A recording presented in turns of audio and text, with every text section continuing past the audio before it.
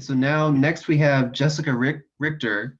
So she is a master's student at East Carolina majoring in geography, and she was awarded a joint North Carolina Sea Grant and Space Grant graduate research fellowship for the 2021-22 school year.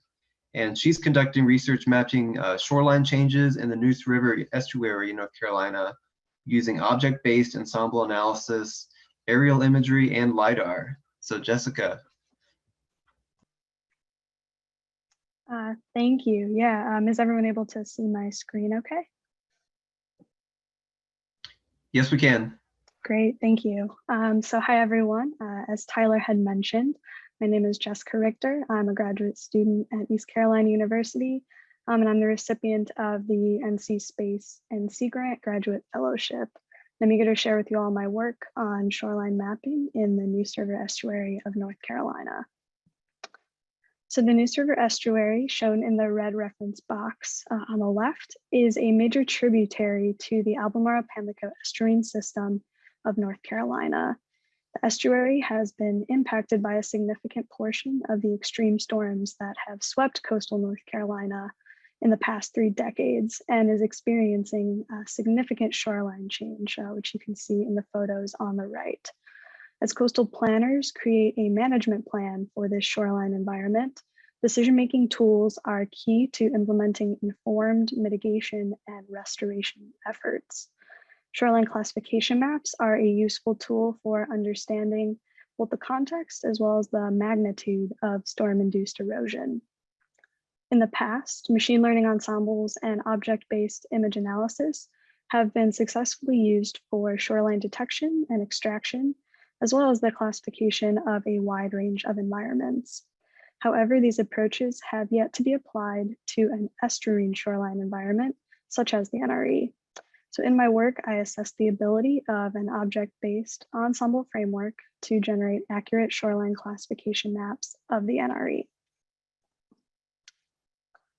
I'll briefly go over the methodology that was used within this work. So first, spectral imagery was used to create image objects using a multi-resolution segmentation algorithm.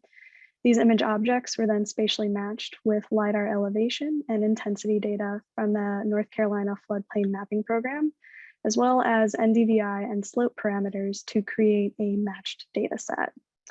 The matched data set was then used to train 5 machine learning algorithms to classify the NRE shoreline, and it was validated using in situ reference data that was also collected within the NRE.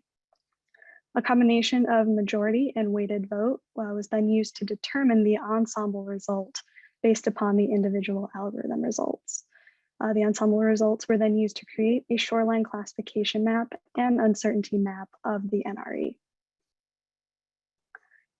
The results of the machine learning algorithms are shown on the left, and as predicted, the ensemble analysis produced the highest overall accuracy compared to individual algorithms at 76.4%. However, there was a marginal difference in the ensemble and the next highest individual algorithm, which was the artificial neural network. The ensemble did well at classifying marsh and low sediment bank shoreline classes, but did poorly at classifying high sediment bank and swamp forest classes. And an assessment of ensemble certainty or ensemble agreement was also completed. And it was found that nearly all ensemble results had either complete or partial agreement. The high proportion of partial certainty within the ensemble shows that the individual algorithm performance was variable depending on the shoreline classification. And this supports the use of the ensemble within this study. So overall, the object-based ensemble analysis showed promising results for predicting shoreline classes within an estuarine environment. Broader impacts of this study include applying this workflow to shoreline change, informing new setback regulations, and vulnerability assessments, particularly vulnerability to erosion. An example of that assessment is shown on the right side of the slide.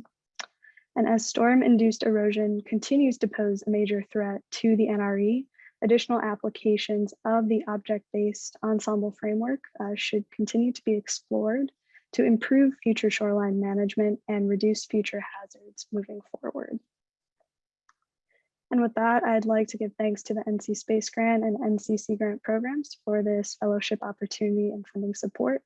I'd also like to thank my mentor, Dr. Hannah Sirianni, for her support on this project. And for any comments or questions, please feel free to reach out using my contact information found at the bottom of the slide. Thank you for tuning in. All right, well, thank you, Jessica. There is one question there. How did you land on analyzing both the individual algorithms and the ensemble? Was that always in the research design, or is that something you guys came to a conclusion later on?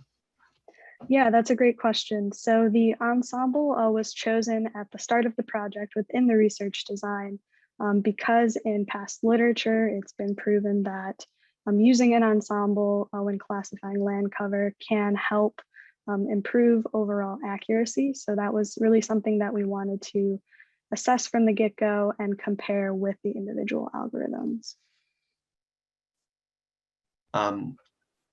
So Jessica, I guess one more question. Sure. Is this something you could apply to, I guess, other estuaries or other areas, or is it unique to North Carolina because of the climate or habitat or whatnot?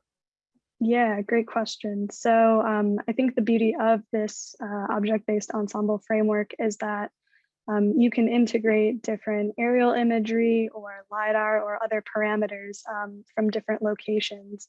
And hopefully it should be applicable in a variety of estuarine environments. And that is the hope. And that would be a great next step, would be to confirm that in another location as well. Okay, gotcha. Well, thank you again, Jessica.